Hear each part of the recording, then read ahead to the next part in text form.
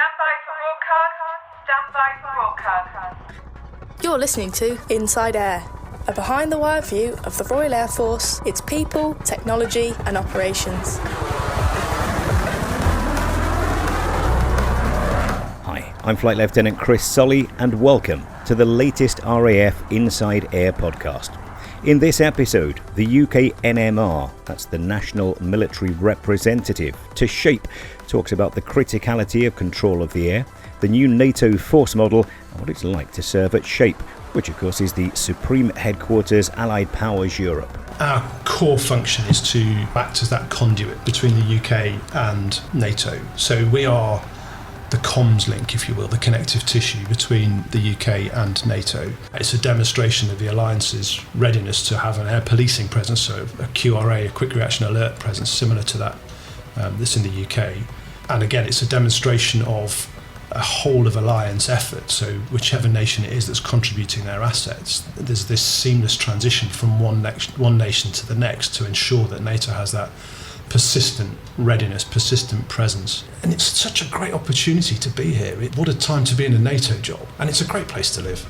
Belgium's fantastic. As usual here on Inside Air, we'll also reheat a few stories which might have slipped under your radar. And in our brand new feature, we'll get to know the aviator under the hat. What's the best thing about your job? Collaboration with people globally across all levels of MOD, academia and industry. Find out who said that at the end of this episode. But now we're talking the UK contribution to NATO, and we're heading off to Belgium, the headquarters of SHAPE, as Squadron Leader Peter Lisney finds out what's required of the British contribution and how that fits in with UK defence planning. I'm with Air Commodore Steve Kilvington at SHAPE, the Supreme Headquarters Allied Powers Europe. Thank you for being on Inside Air. My pleasure.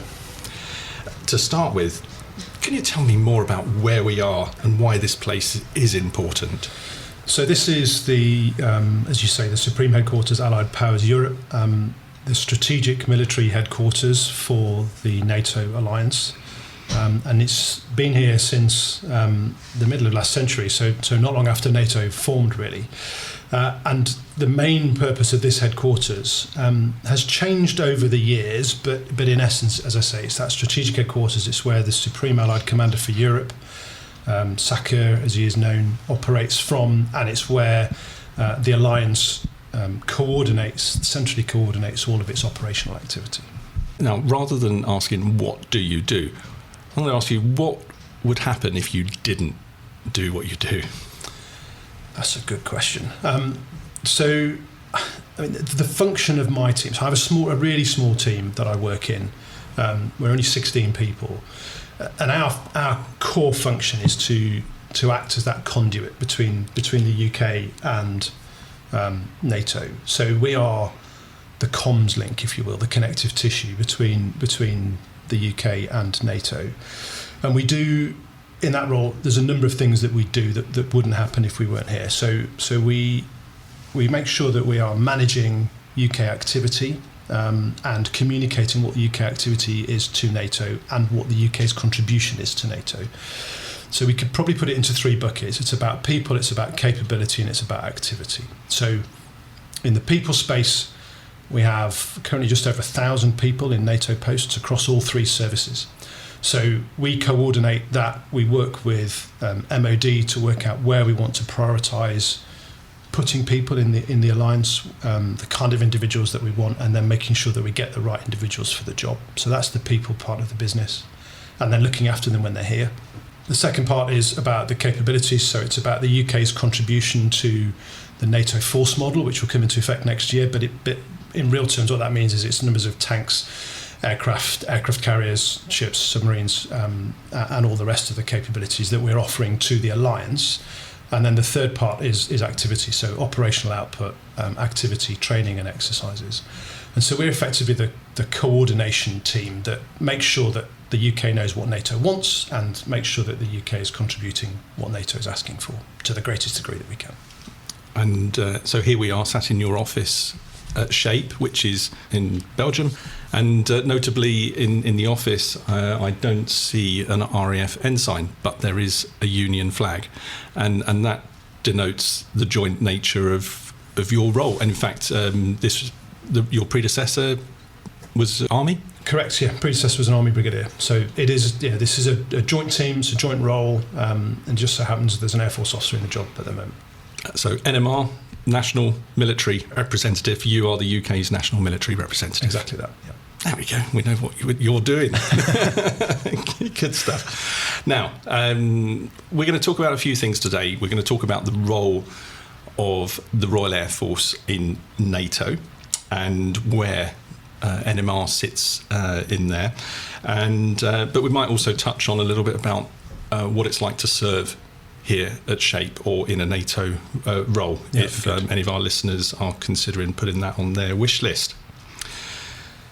So just to start with, now we know that NATO is pivoting back towards collective defence of allies, and that's come out of events in Ukraine that started last year. What role do you see air power playing in this new environment? I think it's going to be absolutely critical.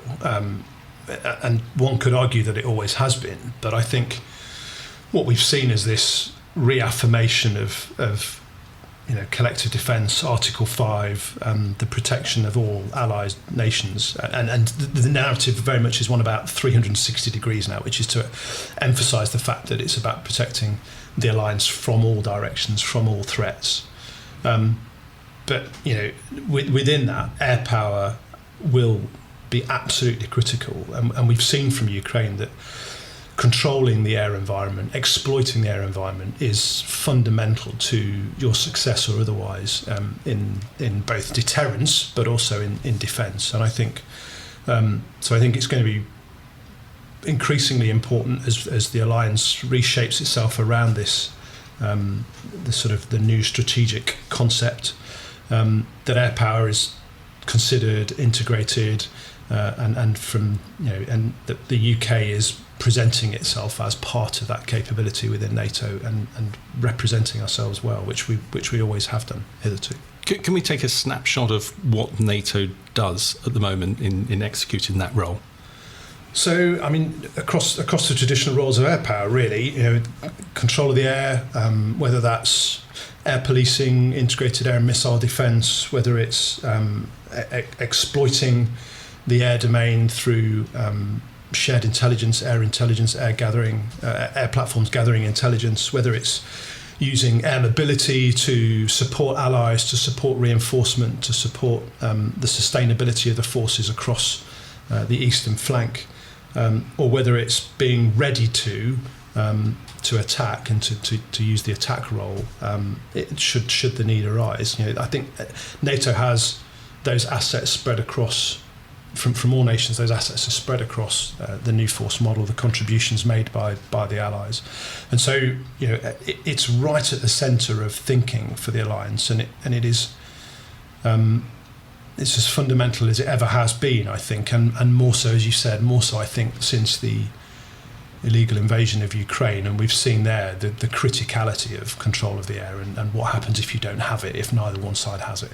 Because in the UK we've had quick reaction alert on very short notice to intercept any aircraft that move into our UK's area of interest since start of the Cold War.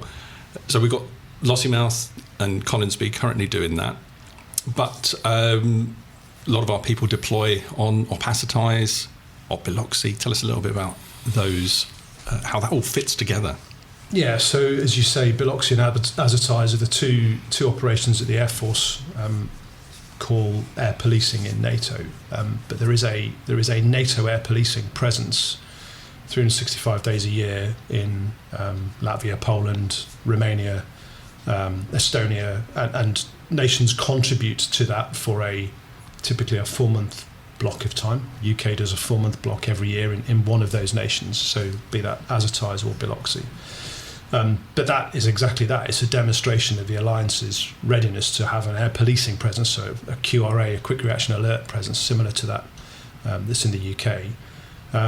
And again, it's a demonstration of a whole of alliance effort. So whichever nation it is that's contributing their assets, there's this seamless transition from one nation to the next to ensure that NATO has that persistent readiness, persistent presence to respond to any threats from wherever they come. But as you say, QRA has long been it's something I used to do when I first joined the Air Force, however many years ago it was, so that QRA presence is still something that we have in the UK, but this is the NATO version of that, and it's great to see the UK contribute to that each year. But the UK QRA is seen as supporting the overall NATO mission. Yeah, absolutely. Yeah, fundamental part of it. Well, let's take you back a few years to your background. So tell us about your experience of, you came into the Air Force and you went aircrew. What did you fly? So I was a Tornado F3 navigator, and that was, I joined my first squadron in 1999, which was a horrifically long time ago, at RAF Coningsby, in fact, number 5 squadron. So I flew Tornado for a number of years. So you were on the QRA? I was on QRA, yeah. And in fact, we were on QRA on the day of September the 11th attacks all those years ago. That was the Coningsby stood up a QRA on that day. So, yeah, right in the thick end of it.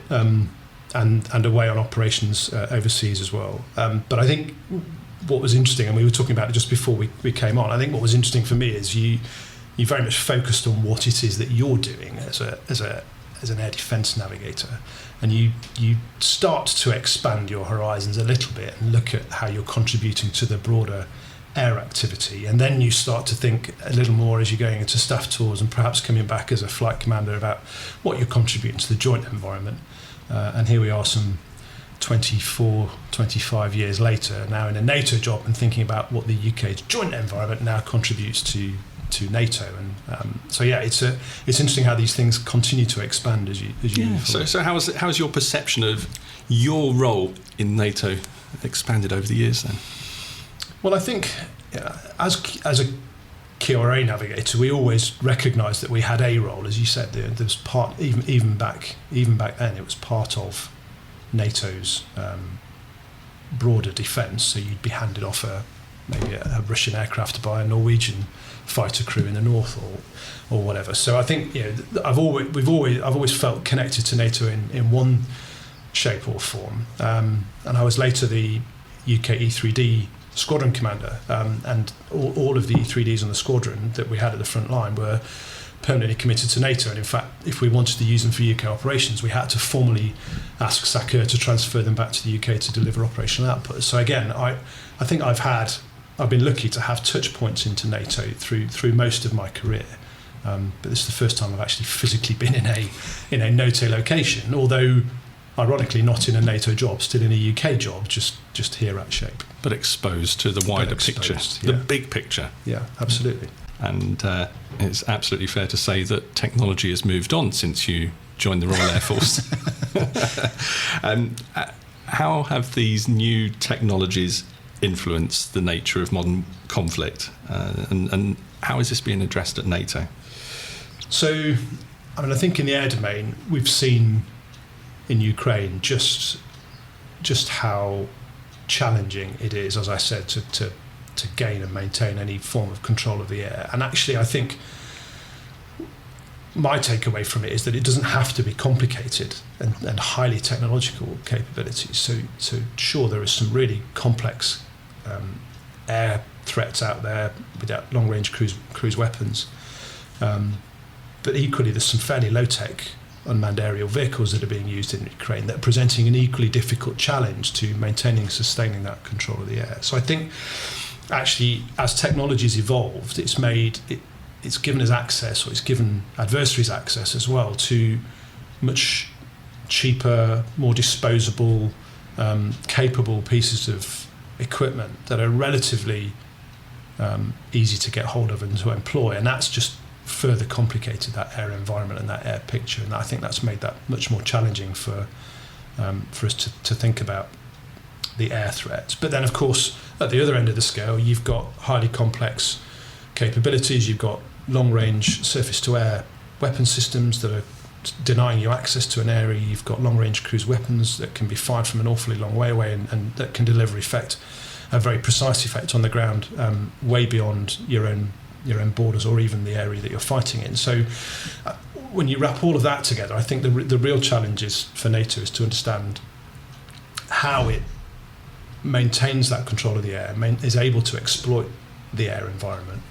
And so I think NATO's focus has been about really making sure that the high-end capabilities that we've got are properly integrated, that we can manage the threat envelope, that we control the air in the way that we want to.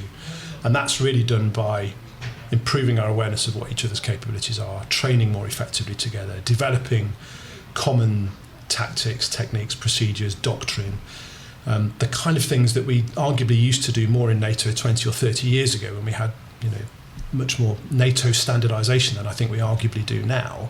And so there's almost a back to the future element of this, where we need to think about how we did business previously in order to think about how we're going to do business in the future. So there's no doubt that for me that NATO is taking these high-end capabilities, and whether it's a fifth-gen fighter or whether it's a less capable fighter aircraft from another nation, and thinking about how we integrate those together to fuse our strengths, to integrate us more effectively, and to bring that alliance air power to make it more than just the sum of its components. So just to be clear then, who is responsible for developing the technology to counter these new threats? Is that NATO's responsibility, or is it members of NATO? So it depends which part of the business we're talking about, but I think it's a bit of both. So NATO, and I try and avoid getting into a load of NATO technical jargon, given we've just agreed that there are far too many acronyms, but NATO has set some capability targets for each nation that says these are the kind of capabilities we need you to develop. And in doing that, also then tries to encourage nations to make sure that they're as integrated as they can be. And at the same time, there are parts of the organisation that are really focused on developing common capabilities. So be that comms and information architectures that connect those capabilities, that fuse them together. Integrated air and missile defence is one area that NATO is particularly interested in, to make sure that we can integrate all of those capabilities to provide exactly that kind of control of the air that I was talking about. So some of it's NATO, some of it's funded by NATO and nations contribute to that, some of it's national activity. But the real challenge for us as contributing nations is to make sure that we are as common as we can be. And I don't think we're, I wouldn't say we're in a perfect place there, and I don't think that would be news to anybody, but I think part of the challenge of the next 5, 10, 15, 20 years is going to be to make sure that what we do is much more connectable and much more common and much more interoperable. There's a phrase that's used at NATO Air Command, which is integrated by design. And it's that when we build our future capabilities, they should be able to be integrated at that point, rather than trying to use the old analogy of using a rubber mallet to straighten the final pieces. Actually, if it was made properly in the first place, it'll all fit together. So this even comes down to the rifles that we use across NATO, and those rifles having the same caliber ammunition. It does, and you think in the air domain and think about how we operate aircraft, and I know that Air and Space Commander talks about agile combat employment, and that is something that NATO's increasingly focused on as well.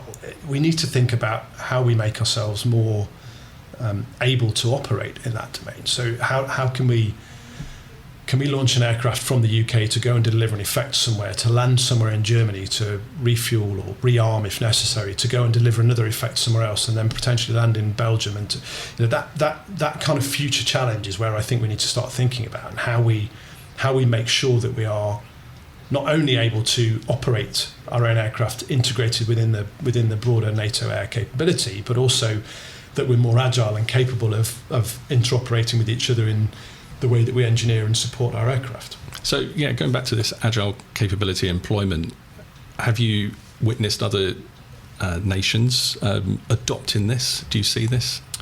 So I think we know that the US have been doing agile combat employment or dynamic force employment for a few years now, and I think the UK are working quite closely, as I understand, with the US in that space.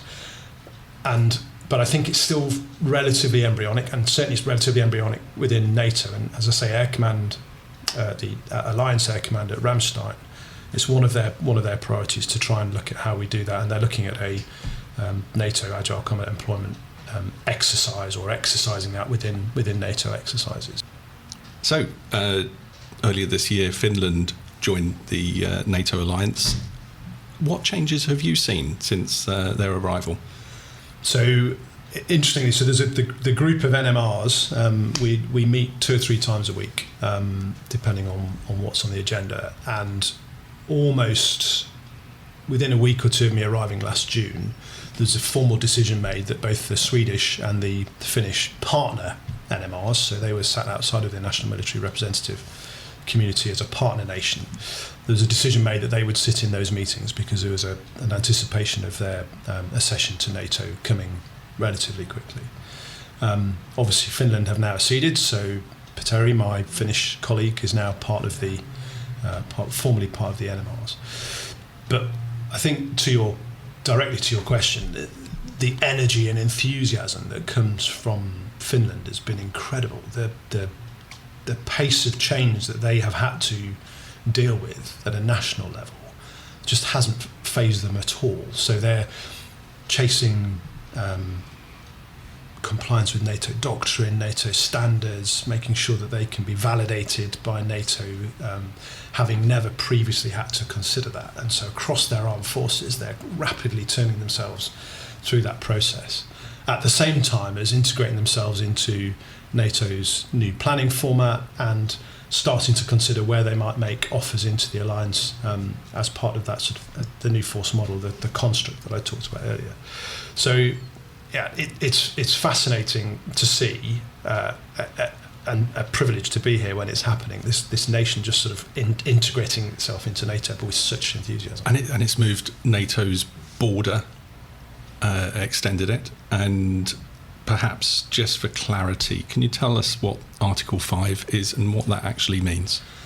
So in real simple terms, Article 5 is the defence of the alliance. So any nation in the alliance that is attacked by an adversary is defended by the entire alliance. So it's defending borders, but it's also, in modern terms, thinking about perhaps non-traditional attacks and what that might mean. And I think, again, that's quite a challenging thing to get your arms around. If there's not a physical attack, where do we draw the line? Let's talk about that, because cyber, and I'd be interested to know, I'm sure our listeners would be really interested to know how NATO is approaching this the domain of cyber and space, because where's the border in space? So we're going to the easy questions now, right? So let's deal with cyber first, maybe. I think so. Cyber and space are both have been formally accepted as domains within NATO. So we have what's known as subordinate strategic plans, which are domain-specific plans, and there are 7 of those. So air, maritime, land, cyber, space, special forces, and logistics are the 7 subordinate strategic plans. So cyber is a recognised domain, as is space, and they both have their own plans associated with them.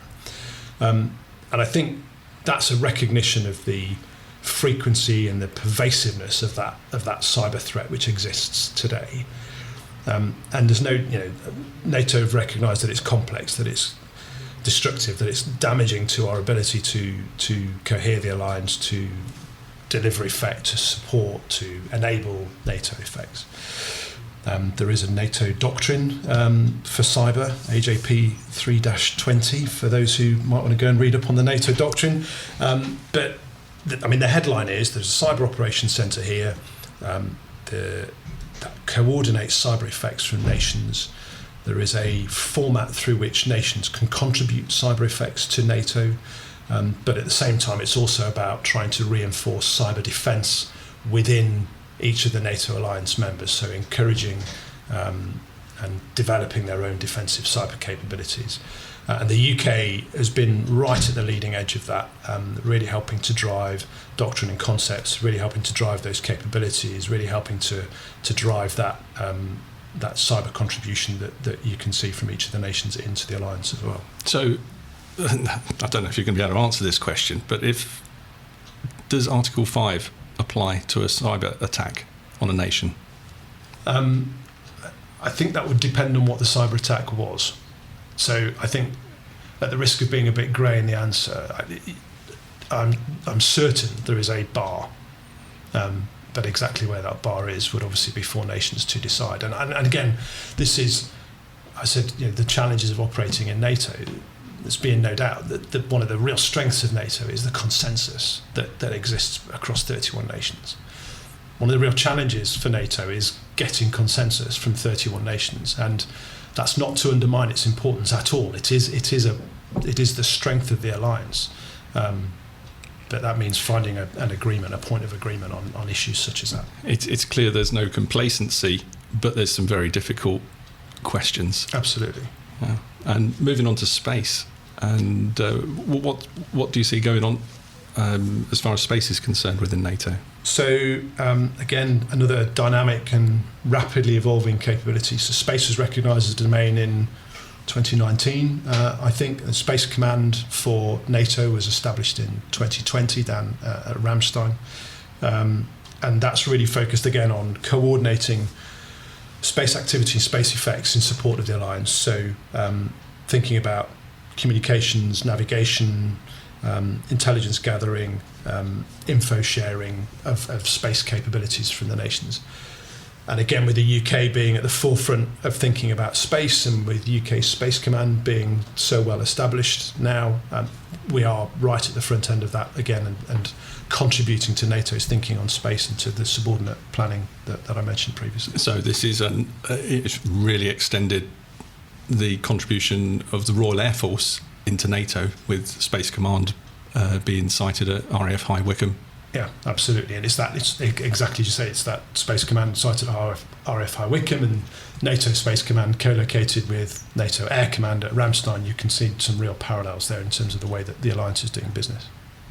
Interesting time to be in the Royal Air Force. It is, it really is. And I think we've got something of the order of 350 Air Force people across alliance jobs right now, and every single one of them is adding an enormous amount of value, enormous amount of intellectual rigour and consideration to the way that NATO is doing business. And it's fantastic to see these people involved in these jobs as I go around all of the different headquarters, and to see what the Air Force is contributing, because it's really significant and it's really important, and has never been more so, one would argue. How does it feel to be deployed here in Belgium? I know you're in a small headquarters, a small UK headquarters here, but there's not many blue suits walking around this place. Yeah, I think that's interesting, and that's partly perception, and that's partly why I'm in blues today. That's partly why I wear blues in and around a building now and then. It's just to kind of remind people that there is a bit of an Air Force presence. It's because most people, as you say, are wearing MTP, are wearing their combats, right? So it's not as obvious, I don't think. But actually, we've got something of the order of 50 or 60 Air Force people here at SHAPE alone, of the 170 military folk that we've got here. How do you stay in touch with the culture of the Royal Air Force? You're out here for 3 years. Yeah, and let's not pretend it's easy. But actually, I think COVID's really helped there, ironically, in that I think the Air Force is much more able to connect with the diaspora, and much more able to connect with the Air Force community who isn't in the Air Force right now. Your podcast helps, so keep that going. That's great. Certainly, I've found it fascinating listening to episodes over the last several months, and I think that's really helped me keep connected with some of the developments. But there's a challenge equally for all of us to just try to stay in touch as much as we can do, whether that be through the weekly updates or periodically going back to the UK and then making sure that we're talking to each other about what we do. And as a community, we get together. The Air Force community gets together. The UK community gets together. So we're pretty good at doing that, actually. And in fact, just this last weekend, we had the UK event, so Brit Fate, as it is called, which is the UK's opportunity to pitch ourselves to the other nations, with just over 1,000 people visit. But again, that's a good coming together of the UK community and conflict. It's perhaps not as challenging as you think it might be. So you still feel the love? Yeah, and it's such a great opportunity to be here. It's, what a time to be in a NATO job right now with everything that's going on. And, sadly, the events in Ukraine continue to dominate the news, I think, and what's happening there is horrific. But at the same time, it's really helping drive NATO forward, and I think that's a real. That's making it a really fascinating time to be involved in what's happening here, and it's a great place to live. Belgium's fantastic. Let's get back to air power. So, what air power lessons have been learned from the ongoing conflict in Ukraine? Well, I think if we take one thing away, if I take one thing away from the war in Ukraine, is it's that need for control of the air. I think it's reinforced the criticality of air power, air superiority, having control of the air domain such that you can exploit it to the greatest effect, be that intelligence gathering or attack because or currently the situation, neither Russia or Ukraine have control of the air. No, they don't. And so what you find is this horrific situation with something akin to World War I, trench warfare-esque fighting. I saw a photo the other day of someone sat looking at a little screen with a elevated camera from their trench position that just reminded me of people looking through mirror boxes in trenches in World War I. And it's not in Northern Europe, but it's not far away either. It's for many of the allies actually here, it's on their doorstep. Many of the allies I work with have signs in their country that says Moscow X 100 kilometers. So it is close in the same way. But I think it's that inability to dominate the air, to provide the necessary air support to the land fight in the way that you would want to, in the way that we historically have done, has just for me really reinforced and underlined the need for us to consider how we will gain and maintain control of the air in any future conflict. And presumably this control of the air provides a deterrent and can sustain peace. Yeah, and that's a fundamental part of what NATO is all about, actually. It is. People talk about deterrence and defence of the Euro-Atlantic area. That's the sort of buzz phrase that wraps around what NATO does. But it's important, I think, to recognise the first word in that sentence is deterrence.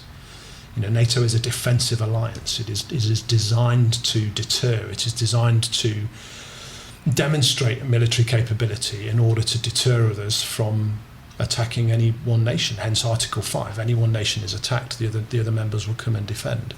And so, a strong, capable, agile, responsive, assured air capability is fundamental to providing a deterrent effect against would-be adversaries and therefore, ideally, keeping us in a peaceful situation. But that deterrent has to be credible.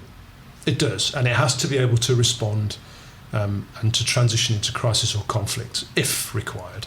So, in terms of credibility, what is NATO doing to establish the credibility of the deterrent? Well, across all domains, the new force model, and I've mentioned this a couple of times, maybe it's worth me unpacking that slightly. So the new NATO force model is about re-energising the key purpose of NATO, that collective defence, and we're transitioning towards that NATO force model. Effectively comes into being next year formally, but just today we have a conference here today which is looking at what national contributions are to that, and so it's going out to nations and saying, what can you contribute directly to NATO operational activity? What can you contribute to NATO readiness? And what else are you doing at a national level that might contribute to NATO more broadly? So it's not just about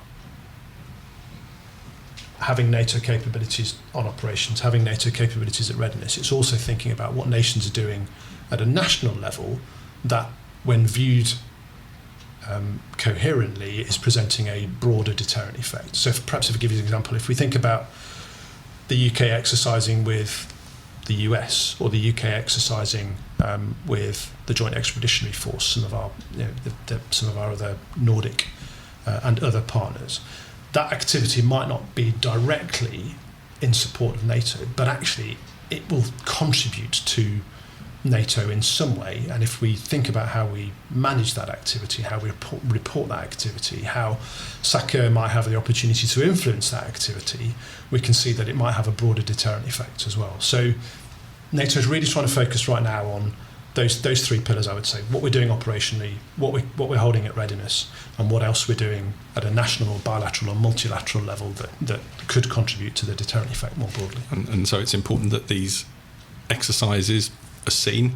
They're certainly seen by our adversaries, but also seen by the taxpayers that ultimately pay for this degree of defence. Yeah, absolutely. And I think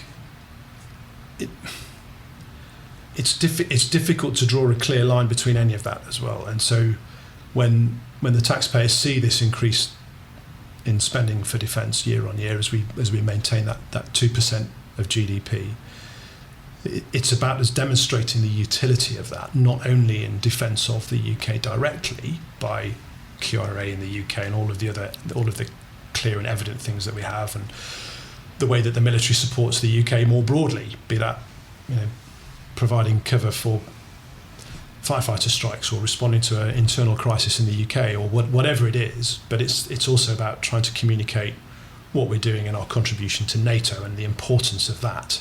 And never has that been more evident, I think, than it is right now when we see what's happened to Ukraine, a non-NATO member. The dollar value of NATO is one element, but the actual value of NATO is that collective defence, that Article 5 that we mentioned earlier, and an attack on one nation is an attack on all, and therefore all nations will come to defend. And whilst NATO is supporting Ukraine and NATO nations are supporting Ukraine, you can of course see the challenges that Ukraine are facing day in, day out, and that's partly as a consequence of they're not part of the alliance, and therefore whilst that support is there, it's not exactly the same as it would be if they were a member.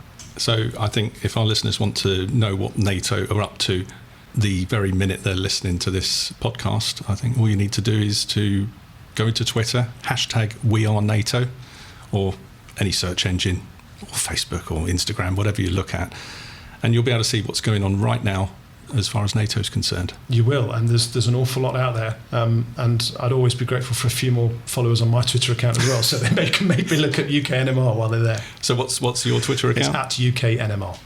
I think you might just got another follower. Oh, and another. Right. Why should an RAF aviator aspire to work at NATO in a staff or a headquarters role? Well, I think for me,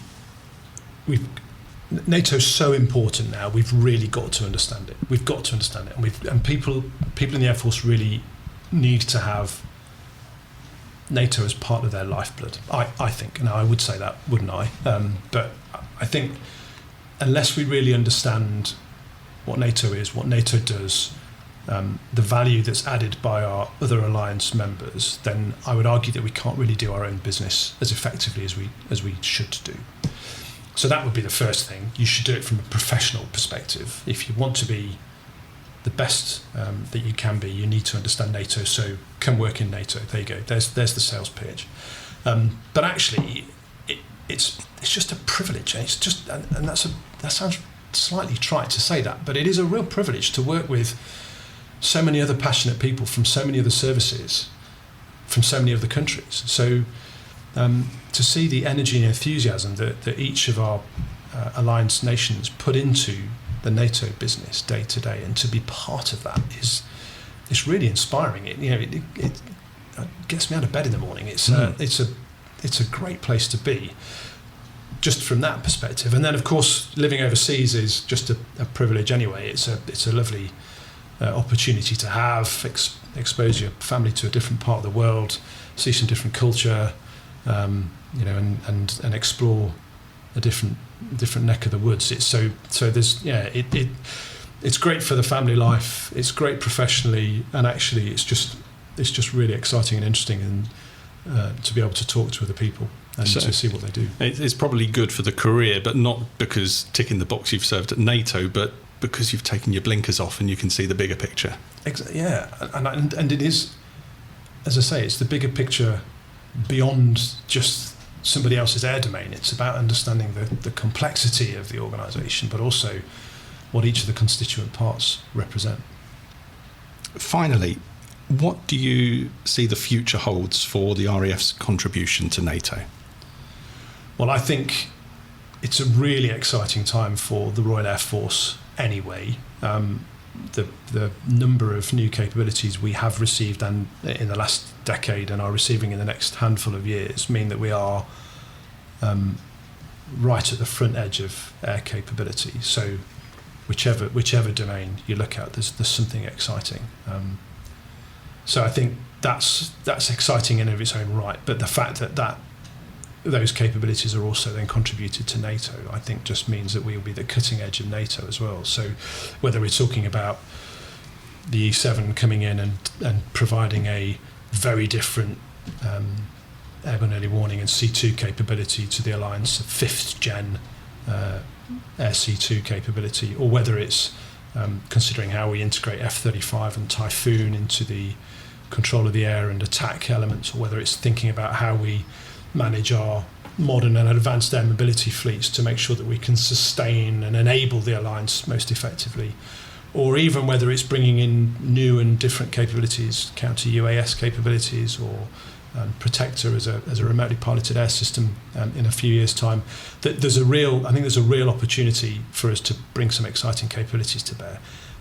But actually, it's also about the incredible people that we've got in our organisation and their ability to think differently, to innovate, to be creative, to find solutions to challenges.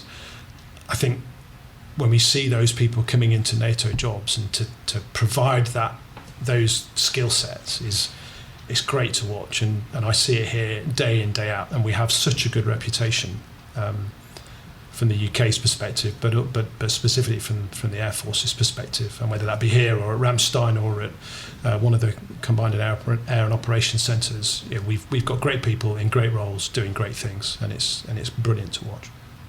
Air Commodore Steve Kilvington, UK's national military representative at SHAPE, thank you for being on Inside Air, and enjoy the rest of your tour. Peter, thanks very much. It's been a real pleasure. Thanks.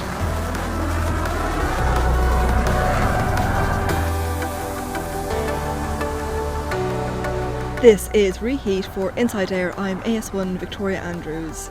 The RAF's dedicated electronic surveillance aircraft Rivet Joint has been undertaking agile combat training. Hot refuelling will allow the jet to drastically reduce its turnaround time by refuelling after landing while the engine is still running. This means a ground power unit isn't needed, enabling operations away from main operating bases. Elsewhere, Exercise Agile Pirate has tested the RAF's ability to rapidly disperse and operate assets vital to UK defence by relocating across the country without notice. 4 Typhoons from 11 Fighter Squadron, 2 F-35B Lightning aircraft and support units were instructed to transfer from their home base at RAF Coningsby to MOD Boscombe Down, a distance of 200 miles. An Atlas A400M transport aircraft delivered the bulk of essential equipment just hours after activation, and a day later the deployment was operational. Meanwhile, the Royal Air Force has entered a strategic partnership with the Aviation Impact Accelerator, the AIA, as the organisation builds upon the Defence Aviation Net Zero strategy. The partnership will allow the RAF to exploit the insights and analysis of a world-leading research group to further its understanding on aviation decarbonisation and how the service can responsibly move towards its own goals of being net zero by 2040. RAF personnel will embed alongside AIA researchers to maximise the opportunity for learning and understanding. And finally, following permission by the Commonwealth War Graves Commission, a plaque will be laid alongside the gravestone of Flight Lieutenant Freddie Rushmere in a special ceremony taking place on September 10th at All Saints Parish Church in Staplehurst. The RAF Volunteer Reserve pilot, who flew with number 603 City of Edinburgh Royal Auxiliary Air Force Squadron, was killed in action over Kent on September 5th, 1970, fighting in the Battle of Britain. But his gravestone bore only the simple inscription, an airman of the 1939-45 war, until a parishioner, Mrs. Jean Liddicote, undertook intensive research to uncover his identity. The plaque will detail Jean Liddicote's role in identifying and recognising Flight Lieutenant Rushmore's sacrifice. You can find out more about 603 Squadron on their Facebook page. That's Reheat on Inside Air. And now it's time for our brand new feature when we discover just who is under the hat. Take it away, Ben. I'm AS1 Ben Russell, and this is Under the Hat, where we get to know an aviator in less than a minute.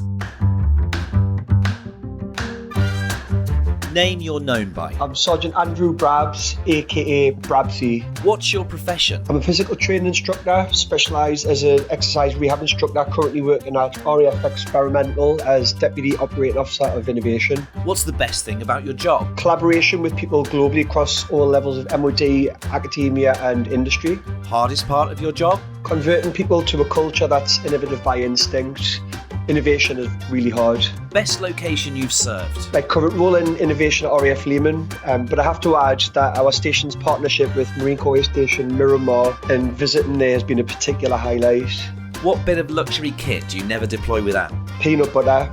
I'll try it with anything. And what's your proudest moment in the RAF? Achieving a first-class honours degree in business management, whilst working full-time in a busy job, juggled with having 3 young children. Sergeant Brabs from RAF Experimental, thank you for keeping things experimental and being our first ever aviator on Under the Hat. Thanks, Ben. And that's all for this episode of Inside Air. Please give us a review, subscribe on your favourite podcast app, and join us again soon. You've been listening to Inside Air, a behind-the-wire view of the Royal Air Force, its people, technology and operations. If you're serving in the RAF and have a story for us, please speak to your unit media and communications officer. Inside Air is written and produced for the Royal Air Force by RAF Media Reserves.